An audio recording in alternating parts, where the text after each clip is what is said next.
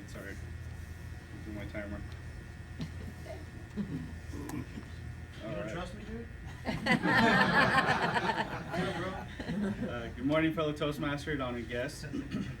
Cherie's speech was, "Do I deserve to serve God?" It's an interesting topic because a lot of us, some are more religious than others. I myself started going to church more and during my divorce, so it's helped me to center myself a lot and helped me get through some of the most difficult times. One of the things that I liked about Cherie's speech is the fact that she tied in a lot of her story from when she was young and living in Taiwan and going through all the challenges she did. As with your parents, sometimes you have a mom that's really religious and you have a parent or dad or vice versa that isn't. And that was kind of the case with me as well. My mom has always been religious and my dad kind of been like, yeah, okay, whatever. So even till now, sometimes my mom and I share a lot of things, especially, going to church, and we talk about those things. And my dad's kind of the same thing, where he's not too much into church, so I can't really talk to him about stuff like that, but I can relate because I still talk to my dad all the time, even though he lives in New York and I live here. I try to talk to him as often as I can. Your story was really good, everything tied together. I like how the message came off, and your hand gestures were really good as always, not all crazy and wild.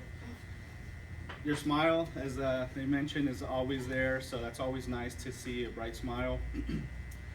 The fact that you had the story of being a role model, it's no matter how we think of ourselves, when we have kids, your kids always look at you as a role model.